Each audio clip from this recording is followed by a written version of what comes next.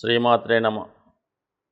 ఈ వీడియోలో మనం ఫిబ్రవరి 16 నుంచి 29 మధ్యలో జరగబోయే పక్ష ఫలితాలు కర్కాటక రాశి వారికి ఏ విధంగా ఉండబోతున్నాయి అన్న విషయాన్ని మనం పరిశీలించే ప్రయత్నం చేద్దాం. మరి ముందుగా ఈ కర్కాటక రాశి వారికి ఒక విధంగా ఒక మంచి శుభమైన వార్త అనుకోవచ్చు. ఇది అందరికీ కాదు, కొంతమందికే వర్తిస్తుంది. ఇక్కడ సప్తమ స్థానంలో కుజ శుక్రగ్రహాల కలయిక ఏర్పడడం జరిగింది. సో ఈ కారణంగా మరి ఈ రాశిలో ఉన్నటువంటి జాతకులు అంటే పంచమాధిపతిగా ఉన్నటువంటి కుజుడు సప్తమ స్థానంలో సంచరిస్తూ మరి లాభాధిపతి అయినటువంటి శుక్రగ్రహంతో కలిసి ఉండడం అన్నది జాతకుడు విహారయాత్ర, వినోదయాత్ర అంటే ఇది ఒక విధంగా కొత్తగా పెళ్ళైన వాళ్ళు హనీమూన్కి వెళ్ళచ్చు, ఆల్రెడీ వివాహమైన వాళ్ళు ఒక ఆధ్యాత్మిక ట్రిప్పు వేయచ్చు, లేదా ఏదైనా ఎఫ్ఐఆర్లో ఉన్నవాళ్ళు వేరే పరిచయం ఉన్న వాళ్ళతో తీసుకొని వేరే యాత్రలు కూడా వెళ్ళవచ్చు. సో ఈ విధంగా మరి శుక్ర కుజుల కలయిక జాతకుడికి తన మనసులో ఉన్నటువంటి కోరికల్ని మరి ఈ సమయంలో నెరవేర్చుకునే అవకాశం ఉంది. సో దానికి అదనంగా బుధుడు కూడా అక్కడ చేరడం. సో ఇక్కడ బుధుడు, శుక్రుడు, కుజుడు ఖచ్చితంగా ఇది భార్యాభర్తల మధ్య ఉన్నటువంటి అనుబంధం కొంతవరకు చిన్న చిన్న అనుమానాలకు, చిన్న చిన్న గొడవలకు కారణమయ్యే అవకాశం ఉంది. అంటే మొత్తం మీద భార్యాభర్తల మధ్య వేరే ఒక వ్యక్తి, లేదంటే ఒక అమ్మాయి ఒక స్త్రీ అనొచ్చు, లేదంటే ఒక అబ్బాయి ఒక పురుషుడు అనొచ్చు, మొత్తం మీద థర్డ్ పార్టీ ఇన్వాల్వ్మెంట్తో ప్రశాంతంగా సాగుతున్నటువంటి వివాహ జీవితంలో ఒక మాదిరి అలజడి ప్రారంభమయ్యే అవకాశం ఉంది. దానికి ఖచ్చితంగా జాతకుడే కారణం అవుతూ ఉంటాడు. ఎందుకంటే కుజుడు మంచి సప్తమ స్థానంలో దిగ్బలం పొంది ఉన్నాడు.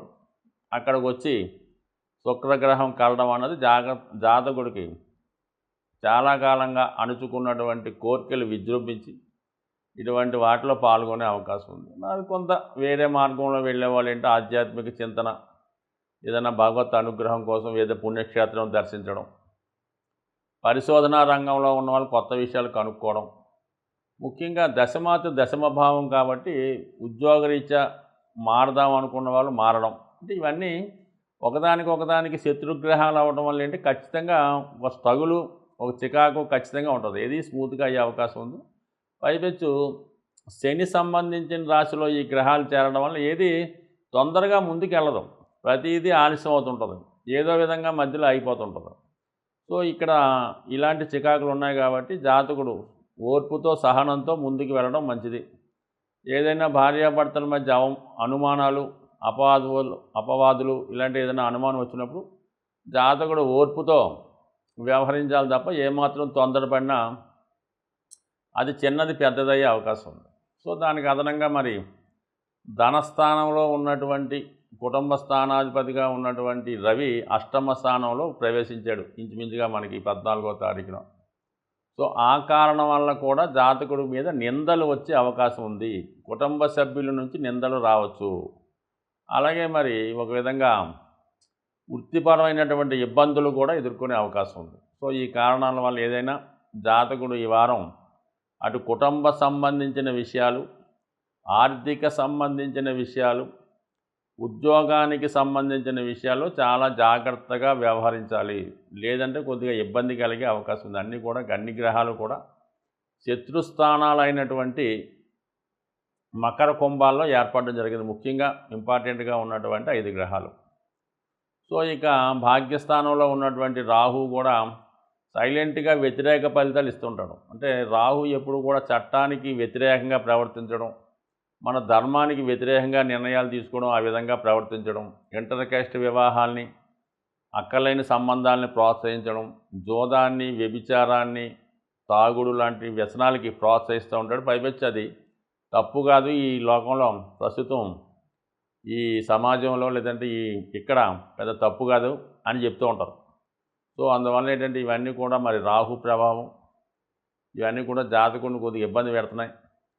అయితే ఏంటంటే ముఖ్యంగా మనకి అదృష్టం ఏంటంటే గురు భగవానుడు ఒక్కడు దశమ స్థానంలో, అంటే కర్మస్థానంలోని గురువు ఉన్నాడు. అంటే మనం చేసే కర్మని బట్టే కదా మన ఫలితాలు ఉంటాయి. కాబట్టి మరి గురువు కర్మస్థానంలో ఉన్నప్పుడు కేవలం మంచి కర్మలు చేస్తూ ఉంటారు అనమాట. అంటే గురువు ఉండడం, ఉపాధ్యాయ సంబంధించి 10 మందికి మంచి మార్గంలో పెట్టడం, నిజాయితీగా ఉండడం, దగ్గరలో ఉన్నటువంటి దేవాలయాలు దర్శించడం, ఏదైనా బిజినెస్ చేసినా కూడా అందులో దైవత్వం ఉంటుంది, న్యాయం నిజాయితీ ఉంటుంది. కాబట్టి ఈ గురువు యొక్క అనుగ్రహంతో జాతకుడు 100% మంచి ఫలితాన్ని సాధించడం జరుగుతుంది.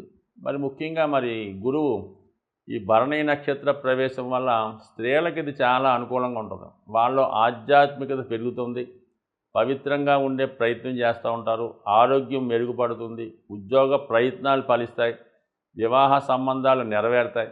సో ఇవన్నీ కూడా మరి ఈ గురువు భరణీ నక్షత్ర ప్రవేశంతో ఏర్పడడం జరుగుతుంది. సో ఏదైనా కంపల్సరీగా ఈ రాశివారు మాత్రం ఈ పక్షంలో ప్రారంభమవుతున్నటువంటి రథసప్తమి రోజు 16 ఫిబ్రవరి రోజు కంప్లీట్గా మరి సూర్యభగవాను విధి విధానంగా పూజ చేసి పాయసాన్ని నైవేద్యంగా పెట్టి, అది కేవలం మీ కుటుంబ సభ్యులు మాత్రమే తీసుకొని ఆ రోజు సూర్యాష్టకం, ఆదిత్య హృదయం, అలాగే విష్ణు సహస్రనామాలు లాంటివి పఠించడం వల్ల 100% ప్రస్తుతం కర్కాటక రాశి వారికి ఉన్నటువంటి రవి అష్టమ స్థితి, అలాగే అష్టమ శని ప్రభావం నుంచి బయటపడి ఈ సంవత్సరం అంతా కూడా ఆనందంగా ఉజ్వలంగా వెలుగుతారని ఆశిస్తూ, సాధారణంగా గ్రహాల యొక్క శాంతి కొరకు పంచభూతాలు అంటే మనకి గాలి, నిప్పు, నీరు, వాయువు, ఆకాశం అనే 5 తత్వాలు ఉండడం జరిగింది. దీన్నే మనం ఈ పూజాధికారులు నిర్వహించేటప్పుడు పంచోపచార పూజ అని చేయడం జరుగుతూ ఉంటుంది. సో ఇందులో ముఖ్యంగా శని భగవానుడు యొక్క అనుగ్రహం కోసం మరి శని భగవానుడు వాయుతత్వ రాశి అవ్వటం వల్ల ధూపంతో పూజించడం వల్ల, అంటే మీకు సాధారణంగా శివాలయాల్లో కానీ అమ్మవార్లకు కానీ ఈ సాంబ్రాణి ధూపం ఎక్కువగా వేస్తూ ఉంటారు. సో అది సింపుల్గా అగరబత్తీలు వెలిగించడం. అంటే చాలామంది ఏం చేస్తారంటే పూర్తిగా పూజ చేయని వాళ్ళు వారంకోసారి మామూలుగా చేస్తుంటూ ప్రతిరోజు కూడా ఉభయ సంధ్యల్లో ఈ అగరబత్తి వెలిగించి పూజ చేస్తూ ఉంటారు. ఇంకా ఓపిక ఉన్నవాళ్ళు సాంబ్రాణి పొగ అది గృహం అంతా వేస్తూ ఉంటారు. ఎక్కువగా అమ్మవార్లకి, శివునికి, అలాగే ఈ సాంబ్రాణి పొగ వేయటం వల్ల కనీసం ప్రతిరోజు అగరబత్తి 2 పూట్ల భగవంతుని యొక్క ఆరాధించడం వల్ల మీకు కంపల్సరిగా ఈ నవగ్రహాల్లో శని భగవానుడి యొక్క అనుగ్రహం లభించడం జరుగుతూ ఉంటుంది. సో ఈ కారణం వల్ల ఒకటి, అలాగే ప్రతిరోజు కూడా ఈ గృహంలో నిరంతరం ఏదో భగవంతుని యొక్క నామస్మరణ మోగే విధంగా, అంటే గతంలో కొన్ని చిన్న చిన్న బాక్సులాగా ఉంటే ఏదో ఓం నమో నారాయణయో, ఓం శివ ఏదో చదువుతూ ఉంటాయి. సో అటువంటి కూడా గృహంలో ఉండడం వల్ల ఏంటంటే పాజిటివ్ ఎనర్జీ ఆ గృహంలో ఉండడం జరుగుతూ ఉంటుంది. కాబట్టి సాధ్యమైనంత వరకు శని భగవానుడి యొక్క అనుగ్రహం కావాలంటే ఆ గృహం చాలా పరిశుభ్రంగా ఉండాలి. అలాగే ఇరిగిపోయిన వస్తువులు, పనికిమాలిన వస్తువులు, అక్కర్లేని వస్తువులు ఇంట్లో ఉంచడం. అలాగే కొంతమందికి ఏంటంటే ఓ 10 జతల చెప్పులు ఉంటాయి, ఏదో కొత్తవి కొంటుంటారు, పాత ఏం చేసుకుంటారో. ఈ చెప్పుల జతలు ఎక్కువ అవడం వల్ల ఈ కొంతకాలంకి ఆ నెగిటివ్ ఎనర్జీ వాటి మీద వచ్చే అవకాశం ఉంటుంది. కాబట్టి సాధ్యమైనంత వరకు ఈ చెప్పులన్నీ నిల్వ ఉంచకుండా ఎప్పటికప్పుడు దాన్ని అవసరం తీరిన తర్వాత బయటపడేయండి. ఏదో 1-2 చెప్పులు పెట్టుకోవడం అన్నది ఒక కొత్తమైన పద్ధతి.